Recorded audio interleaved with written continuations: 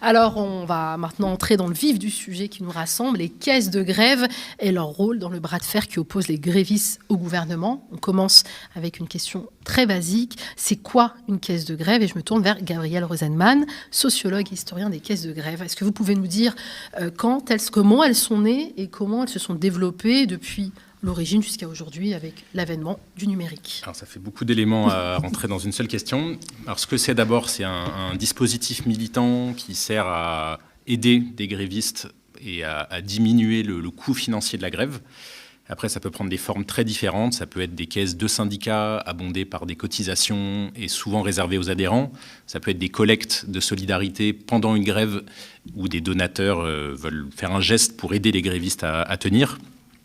Et donc ces formes-là, elles ont une évolution assez longue et chaotique dans l'histoire du mouvement ouvrier français en particulier. Ça remonte au moins aux révoltes de Canut à Lyon en 1831. C'est la première trace de caisse de grève que j'ai trouvée, donc vraiment l'acte de naissance du mouvement ouvrier en France. Et ça revient périodiquement dans des périodes avec des configurations assez différentes en fonction de la structuration du mouvement syndical, du débat aussi entre syndicalisme radical ou plus réformiste. Mais ça se retrouve dans à peu près toutes les traditions. Il y a eu le syndicalisme chrétien qui en a fait un projet dès les années 1920-1930 qui a finalement été mis en place et qui a donné ce qu'on connaît aujourd'hui avec la caisse de grève de la CFDT. Il y a eu des caisses de grève à la CGT et ensuite une longue période où ça a été plutôt un pari stratégique sur les collectes plus que sur l'accumulation. Mais donc voilà, ça suit des chemins assez tortueux que j'essaie d'étudier dans ma thèse. Mais en tout cas, dans la période actuelle, il s'est passé un truc assez intéressant là depuis quelques semaines, c'est que la plupart des expériences de caisses de grève de ces dernières années avaient comme but central d'aider des grévistes à tenir. Et donc c'était exclusivement quasiment des grèves longues. Et là, il y a la mise en place d'un système qui vise pas simplement à tenir, mais à étendre la grève. Par exemple, dans plusieurs syndicats de la fonction publique, notamment dans le SNUIPP ou dans la FSU, il y a eu la mise en place de caisses de grève qui visent à permettre à des personnels précaires qui ne pourraient pas faire grève du tout de s'impliquer sur 1 ou 2 journées, ou en tout cas les journées qui arriveront dans le paysage. Et donc ça vise plutôt à permettre d'élargir l'assiette de grévistes plutôt qu'à permettre uniquement à des grévistes qui sont engagés dans des conflits longs à tenir. Et donc les caisses de grève, en fait, c'est ces deux, en ce moment, c'est ces deux rôles-là. D'accord.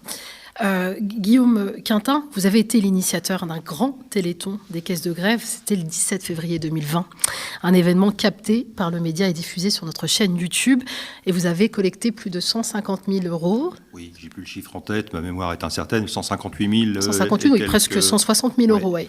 Dont 66 000 le premier soir, pendant l'émission qu'on a faite ici même. Ouais. C'est énorme. Est-ce que vous pouvez nous raconter la genèse et le principe même de cette idée?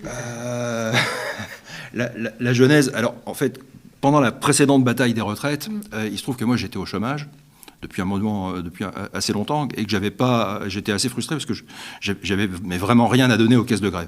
Donc c'était pendant la précédente bataille des retraites, et c'était rude. Et j'allais moi aux AG de Paris-Est voir les cheminots, et puis j'avais rien à donner. Puis comme j'ai souvent des idées à la con, j'ai proposé à plusieurs camarades d'organiser un téléthon de la grève pour collecter de l'argent pour les caisses de grève.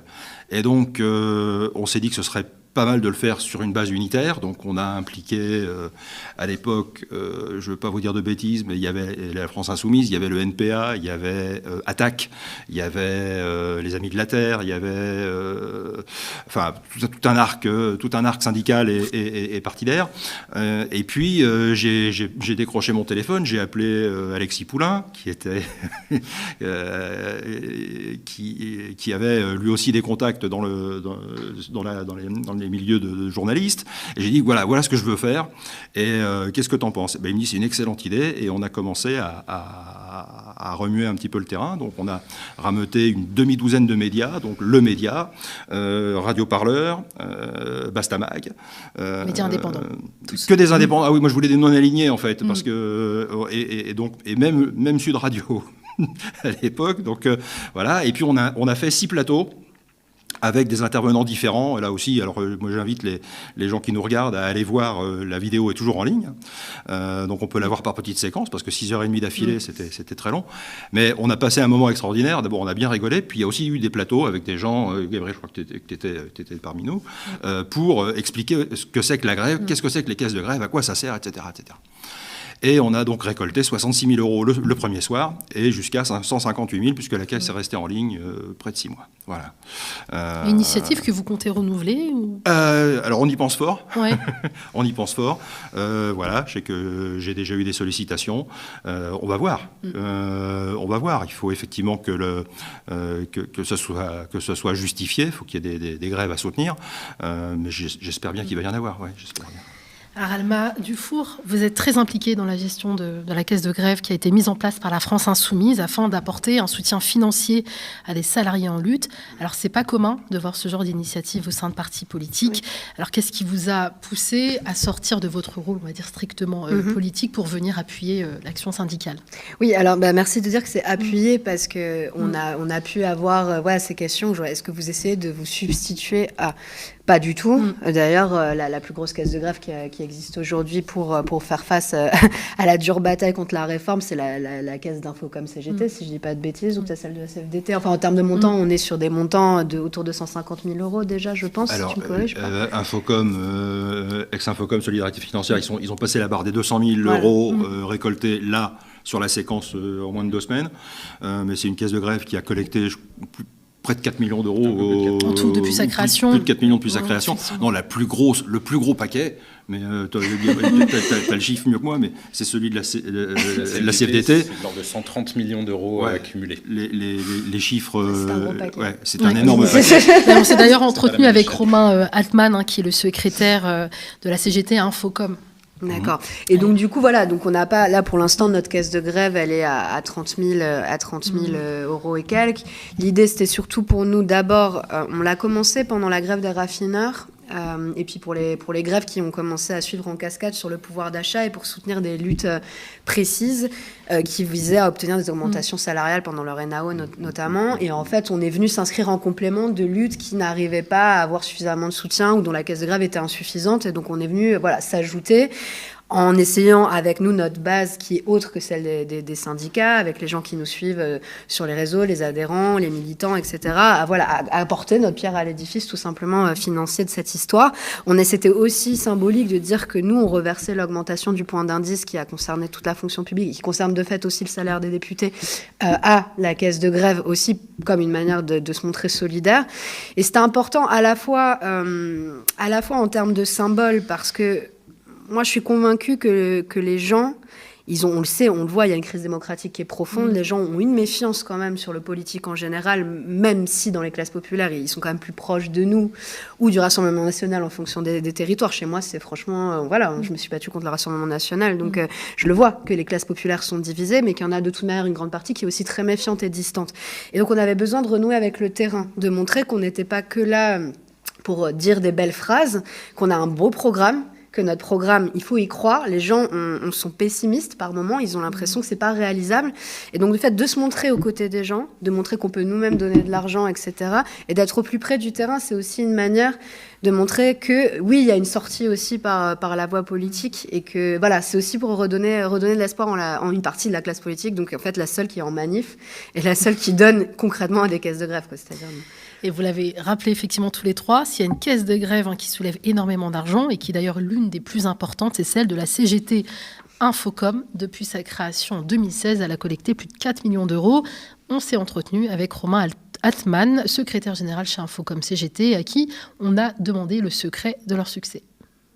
Elle tient beaucoup dans le fait qu'on tient beaucoup à ça. Déjà que notre initiative, elle est intersyndicale, c'est-à-dire qu'elle est gérée par Infocom CGT et par un autre syndicat de Sud-Post 92, que vous avez déjà reçu sur votre plateau récemment d'ailleurs, avec Gaël Quirante. Et ce qui a fait vraiment son intérêt, c'est qu'on assure aux donateurs une totale transparence sur d'où viennent les dons, où est-ce qu'ils vont et comment ça vient aider les grévistes qui sont dans des conflits durs. En l'occurrence, là, on parle du conflit sur les retraites pour cette année. Le bilan, il est pour nous extrêmement positif. C'est-à-dire que là, on a dépassé la semaine dernière la barre symbolique des 4 millions d'euros collectés depuis 2016. Donc, autant dire que c'est inédit et c'est à la fois incroyable parce que ça marque, ça marque une certaine solidarité des Français dans les conflits sociaux. Donc, c'est vraiment pour nous génial parce qu'on considère que la question de la solidarité financière, elle est déterminante dans notre opposition frontale au gouvernement et ses mauvais projets et ses projets de régression sociale. Est-ce que vous voulez peut-être réagir à ce qui a été dit ? Je crois que c'est indispensable de faire ces collectes, et puis parce que le discours de la Macronie qui consiste à dire que en fait les gens qui font grève c'est parce que c'est des feignants, ça n'existe pas. En réalité, les gens font grève et ils amputent leur salaire. C'est-à-dire qu'à la fin du mois, les journées de grève elles sont décomptées et donc elles sont pas payées. Alors dans la période que tu as rappelé tout à l'heure, qui est quand même assez compliquée pour énormément de foyers de ce pays, les caisses de grève ça vient pas faire le complément total et direct, hein. Enfin, je veux dire, c'est juste un petit complément, c'est une petite aide, mais c'est indispensable parce que ça donne le moral. Quand on va remettre un chèque de 5 000 euros au centre d'action sociale de la ville de Paris pour soutenir, je ne sais plus combien de semaines de grève ils ont fait, mais enfin, c'est des gens qui sont payés au SMIC, enfin, voire moins que le SMIC.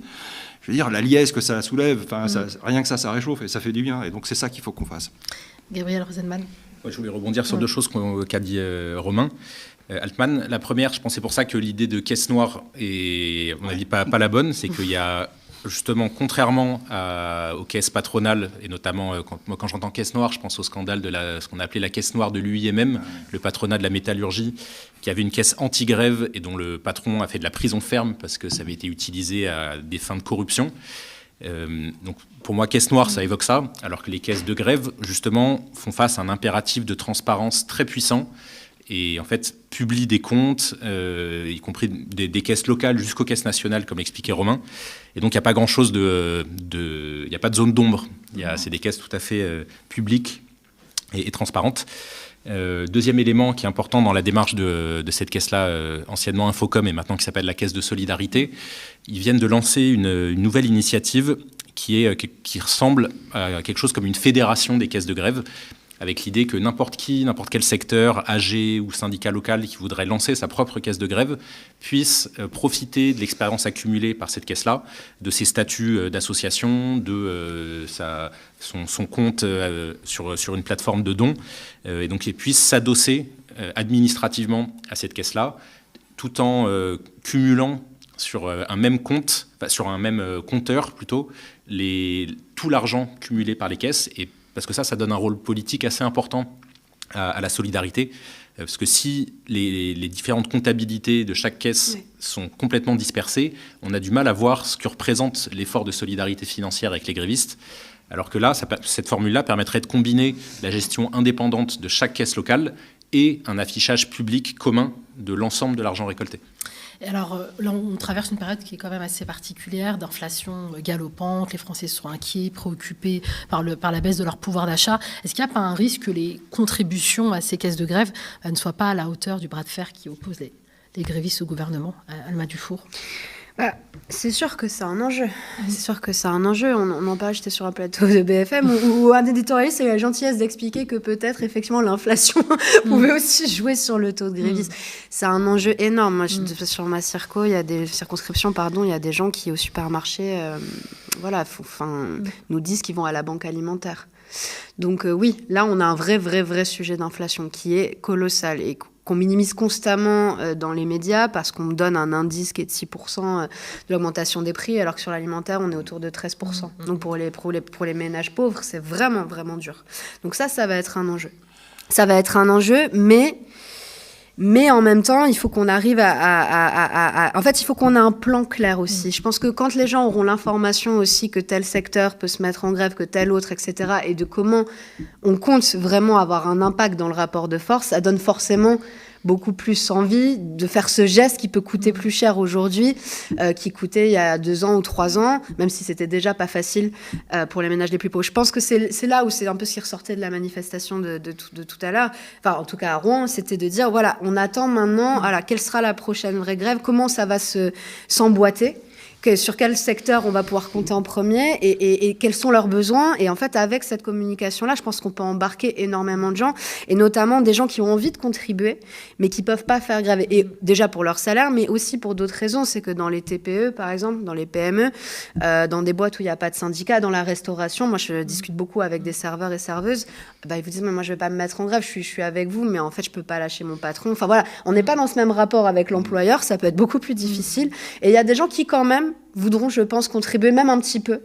Et si on arrive, c'est une histoire de com, parce que même si les gens ne mettent pas des montants faramineux, si on arrive à diffuser l'existence des caisses de grève, c'est pour ça aussi que je suis venue sur ce plateau, c'est pour commencer à vraiment en parler, et que beaucoup plus de gens sont au courant, peut-être que des petits dons, peut-être plus petits, mais peut-être qu'on arrivera à récolter quand même ce qu'il nous faut, et l'argent. Et peut-être en leur rappelant qu'il y a des grandes luttes qui n'auraient pas pu prospérer sans le soutien de ces caisses de grève. D'ailleurs, quelles sont peut-être ces luttes ces dernières années qui ont pu rencontrer un grand succès grâce à ces caisses de grève?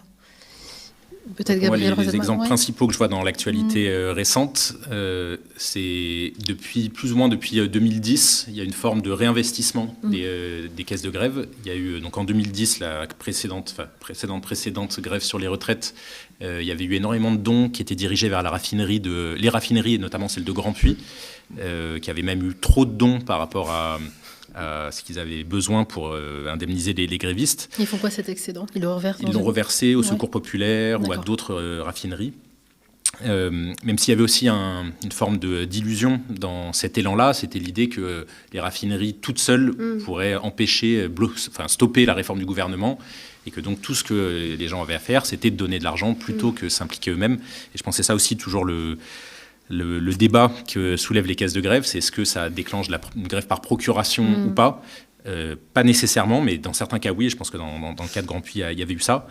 Et puis ensuite, dans les années qui ont suivi, il y a eu quelques expériences locales qui ont remis vraiment la caisse de grève à l'ordre du jour. Il y a eu notamment les postiers du 92 qui, en 2014 et en 2018, ont fait des très longues grèves, et sans caisse de grève, c'était juste impossible de tenir 15 mois en grève. Il y a eu la caisse de l'hôtel Ibis aussi, de la CGT des hôtels de prestige et économique. Et depuis 2016, avec la caisse lancée par Infocom, il y a eu un renouveau numérique des caisses de grève, fortement appuyé sur les réseaux sociaux, et donc qui a permis du coup de mettre en lien des gens qui ne se seraient pas croisés à un piquet de grève ou en manifestation, et d'élargir le périmètre de la solidarité. Et donc, oui, dernier élément sur ça.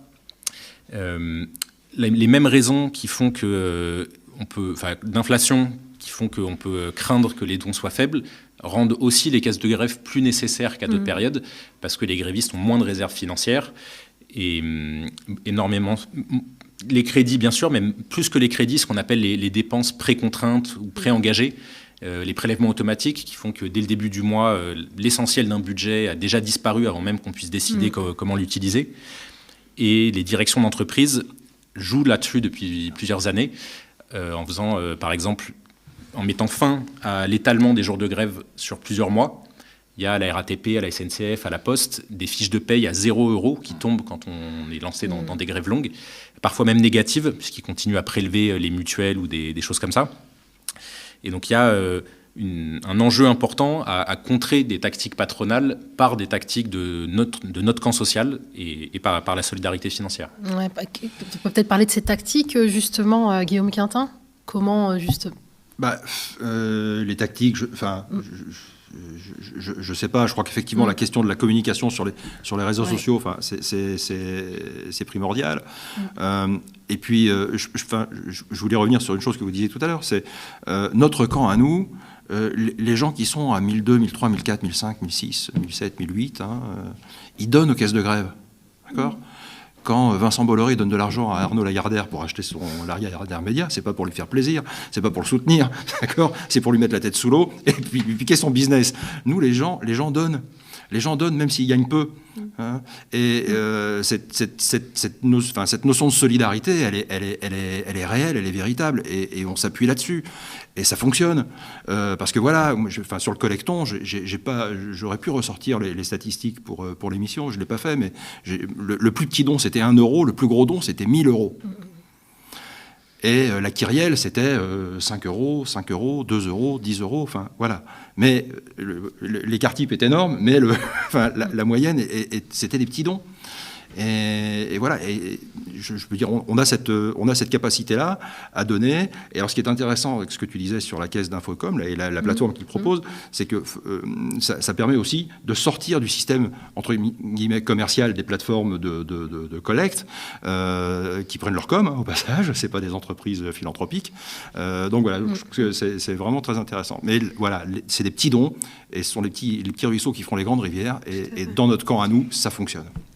Et oui, tout à fait. Et c'est pour ça que même si c'est des petits dons, en fait, c'est la masse qui va être critique. Et c'est notre capacité, justement, à aller toucher des cercles qu'on ne touche pas habituellement. Je veux dire, si les 80% ou 90% des Français qui sont contre la réforme des retraites mettent juste 1 euro dans une caisse de grève, bon, je veux dire, là, on n'a plus du tout de problème de financement. Mais c'est une réalité, c'est-à-dire que il faut absolument qu'on popularise ça davantage, qu'on fasse sortir la caisse de grève de son entre-soi, entre guillemets, de syndicats et de politique. Hein, on se met là-dedans, de militants de gauche, quelle que soit la gauche et le terme. Mais en gros, il faut absolument que le grand public ait conscience que c'est possible, que ça existe. Et pour ça, effectivement, je pense qu'une stratégie claire aide aussi en déroulant un plan. C'est-à-dire, je sais que c'est difficile pour les syndicats parce que ça ne se décide pas depuis le haut et c'est la base qui décide. Par exemple, dans telle entreprise, si grève ou pas, il y aura. Donc, ils ne peuvent pas annoncer à la place de X raffinerie qu'il va y avoir une grève tel jour. Ça ne se fait pas comme ça et c'est tout à fait normal. Néanmoins, c'est sûr qu'on aura besoin de ça. Mais je rejoins ce que tu as dit. C'est-à-dire que effectivement, moi je pense qu'on a besoin de secteurs forts aussi pour démarrer et montrer qu'il va se passer des choses, mais ce serait illusoire de penser que si c'est une grève dans les raffineries, une grève à la SNCF suffiront à bloquer par elles-mêmes la réforme, puisqu'on sait que les réquisitions sont possibles, puisqu'on sait qu'il y a plein de manières de contourner. Moi je me souviens en 2020 comment le fait que les métros fonctionnaient plus pendant plusieurs semaines, ça ne gênait absolument pas le gouvernement en Île-de-France, mais bon c'était le cas. Et donc du coup c'est vrai que plus ça se diffusera à plein de secteurs, plus en fait les Français dans leur majorité refusons de coopérer, plus on a effectivement de chances de faire vite tomber la réforme, quoi. Alors il est 20h21, je sais qu'Alma Dufour, vous devez partir. On peut... Voilà. D'accord, bon, on peut poursuivre l'échange. Super. Alors c'est vrai qu'on se réjouit de l'existence de ces caisses de grève. Il y a quand même certaines difficultés ou limites qui sont attachées à ces caisses de grève. Je pense notamment à la redistribution. Est-ce que vous pouvez peut-être nous en parler un peu plus de ces obstacles aussi, de peut-être ce qui pourrait dissuader les Françaises et les Français à verser dans ces caisses de grève ? Je ne pense pas que ce soit un obstacle, mais les critères de redistribution sont très variables selon les expériences. Il y a parfois la prise en compte historiquement, dans l'histoire du mouvement ouvrier, c'était beaucoup le critère enfant ou pas qui dominait, et l'idée que pour toucher un bout de la caisse de grève, il fallait être allé jusqu'au bout de la grève. Et donc ça, de ces deux points de vue-là, ça a quand même pas mal évolué, puisque ces dernières années, les critères principaux, ça peut être dans les grèves de l'hôtellerie, la prise en compte du temps de travail prévu. C'est-à-dire que c'est un secteur où il y a énormément de temps partiel. Et donc c'était l'idée de tenir compte si les gens étaient à temps partiel ou à temps plein. Dans d'autres secteurs, chez les cheminots de Saint-Lazare, en 2016, il y avait eu la prise en compte des couples de cheminots grévistes, parce que c'était une entreprise avec beaucoup de couples endogames ou de couples de cheminots. Dans d'autres secteurs, c'est tenir compte de seuil pour bénéficier de la caisse de grève, il faut avoir fait 6 ou 8 ou 15 jours de grève. C'était le cas notamment sur la grève des retraites il y a 3 ans. Donc je ne pense pas que tout ça soit des obstacles. Par contre, ce qui est sûr, c'est que les dons sont reversés et les critères définis en fonction de l'argent qui est effectivement récolté. Et donc, moins il y a d'argent, plus les critères seront difficiles à trouver ou exigeants ou concerneront un nombre de grévistes limité. Mais donc, si les dons, par contre, sont afflux, en fait, ce problème-là est un peu résolu de lui-même. Et c'est quoi le besoin, finalement, là, pour pouvoir tenir, en fait, dans la durée, dans le cadre de cette mobilisation, même si on ne sait pas combien de temps ça va demander aux grévistes de poursuivre la mobilisation, mais est-ce qu'on a une estimation en euros de... Combien d'argent il faudrait ? Oui. Non, je pense que c'est un exercice impossible. En prenant exemple sur d'autres grandes mobilisations qui ont pu avoir lieu grâce au soutien de ces caisses de grève, non, on n'a pas d'idée. Non, et je ne pense pas qu'on puisse même y répondre comme ça. C'est-à-dire que autant en termes de stratégie de grève, on peut avoir des pistes et du débat sur est-ce que c'est la grève reconductible de certains secteurs, la grève générale ou le lobbying dans le cadre de certaines structures. Bon, il y a un débat contradictoire possible là-dessus. Moi, je connais personne, aucune structure qui se permettrait de dire si on récolte tant, on a gagné. Parce qu'en fait, le débat, ce sera comment les utiliser, auprès de qui reverser. Et donc, en fait, on en revient à la grève elle-même et pas seulement à son financement. Alors, dans de nombreuses filières, on estime que la solution réside dans une grève qui montre en fait finalement l'emprise du monde ouvrier sur les moyens de production. Si en plus on a ces caisses de grève qui viennent les soutenir dans cette mobilisation, il y a quand même, alors là pour le coup je pense peut-être un obstacle, la répression policière qui peut se montrer de plus en plus féroce face à cette stratégie-là de répression. Enfin plutôt, jusqu'où peut aller même cette répression-là ? Peut-être Alma Dufault. Oui, mais tout à fait. D'ailleurs, pendant la grève des raffineries, c'est ce qui s'est passé. Là, il y a à peine 3 mois, en fait, il y a effectivement eu des policiers qui sont venus chercher les gens chez eux pour les forcer à remettre en marche la machine. On sait que dans la santé, ça dure depuis pas mal de temps. Je ne sais pas si vous saviez, par exemple, qu'il n'y a pas très longtemps, le CHU de Nantes, tout le service des urgences était en grève. Mais qui l'a su ? Absolument personne, puisqu'ils ont été réquisitionnés. Ils ont été réquisitionnés. Et donc, du coup, alors, c'est horrible parce que dans la santé, on voit que c'est un outil de contrôle d'une crise qui devient vraiment mais catastrophique et vraiment pénible à voir. Et c'est par le fait qu'on puisse réquisitionner les travailleurs qu'on en arrive là et qu'on permet au système de perdurer. Et finalement, les gens finissent par partir, puisqu'ils n'ont pas pu avoir gain de cause par la grève. Ils finissent ils sont dégoûtés de la fonction publique hospitalière, ils s'en vont. Et donc maintenant, il y a plus assez d'agents, et ça, c'est un autre souci. Donc il y a des pistes qui sont réfléchies aussi du côté des arrêts maladie pour les secteurs qui peuvent pas effectivement faire de grève vraiment. Et encore une fois, plus je pense, et plus ça ira vite. C'est toujours assez facile, mais plus ça ira vite et dans plusieurs secteurs en même temps, plus ce sera difficile pour le gouvernement de résoudre la situation en ayant une logique de répression et de réquisition. C'est ça qu'il faut se dire. C'est-à-dire qu'effectivement, si on mise trop sur un seul secteur ou deux et qu'on laisse ça pourrir pendant 2-3 semaines, mais que c'est pas rejoint par d'autres, effectivement, ce risque-là existe. C'est que le gouvernement passe en force avec l'aide des forces de l'ordre, quoi. Par contre, si vous avez... les raffineries, on se souvient d'ailleurs, les travailleurs du nucléaire avaient menacé de aussi se mettre dans le mouvement si on continue la répression sur les raffineurs. Donc il y a cette espèce d'effet de contagion. On pourrait imaginer, voilà, s'il y a une grève des écoles, ils vont faire quoi ? Ils vont réquisitionner tous les profs pour faire l'école aux petits. Enfin, il y a plein de choses en fait qui peuvent se passer. Et plus ça ira vite et plus ça se contamine rapidement, plus en fait ils vont paniquer, ils vont céder, quoi. Bon, ça c'est dans mon monde merveilleux, voilà. Mais en réalité, c'est comme ça. J'imagine que ça peut se passer si ça se passe. C'est bien. Je crois que c'est pas un monde merveilleux, c'est un monde où il suffit de regarder ce qui s'est passé il y a 3 ans, où en fait la réforme des retraites précédente n'a pas été appliquée. Alors certes, il y a eu le Covid, etc., mais il y a eu la grève. Et dans tous les pays où la grève n'a pas eu lieu, les réformes libérales ont continué à s'appliquer. Malgré le Covid. Ouais. Voilà. Et donc là, c'est une victoire de la grève, enfin, au moins partielle. Et donc le blocage d'une partie de l'économie, des transports, des raffineries, d'une forte mobilisation dans l'enseignement, tout ça, ça a presque marché tout seul. La logistique aussi, ça, pardon, j'ai oublié ce dernier secteur. C'est un secteur dont on parle peu, alors que finalement, maintenant qu'on produit de moins en moins de choses en France, mais on a quand même toujours beaucoup de logistique et d'entrepôts. C'est sûr que si la logistique rentre dans le jeu, les chauffeurs de poids lourds, etc., les transporteurs, ça peut aller aussi très vite, quoi. Les dockers, le secteur des transports et l'énergie, et voilà, 2 semaines. 2 semaines ? 2 semaines. Ces 3-là, 2 semaines. Ouais.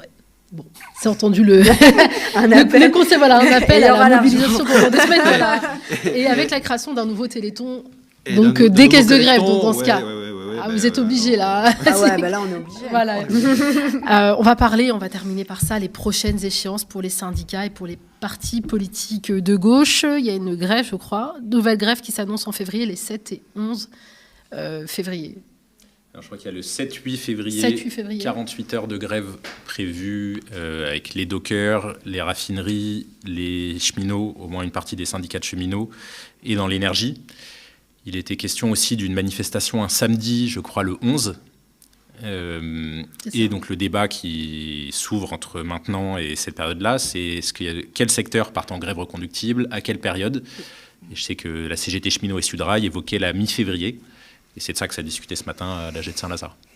Et même d'ailleurs, quelle est la stratégie pour donc c'est le samedi, samedi 11. Samedi 11 février. Enfin, ça se discute encore en ce moment. On en reparlera demain puisqu'on continuera à parler de la grève demain. Eh bien, écoutez, je crois que je vous ai pris suffisamment de temps comme ça. Il est 20h30. Merci beaucoup, Alma Dufour, députée LFI, NUPS, Gabriel Rosenman, sociologue et spécialiste des caisses de grève, et Guillaume Quintin, secrétaire national du Parti de gauche, qui lance très prochainement un nouveau téléthon des caisses de grève le 2. Et ça se passera bien évidemment aux médias. Et merci également à vous, derrière vos écrans, de nous avoir suivis. Si on peut vous proposer chaque jour cette qualité d'information et des intervenantes et intervenants de qualité également, c'est uniquement grâce à nos abonnés et nos sociétaires qui financent notre antenne. Ça fait déjà plus de 4 mois que nous tenons le défi d'être diffusés 24/7 sur YouTube et Dailymotion, uniquement grâce au soutien populaire et citoyen de près de 9500 abonnés,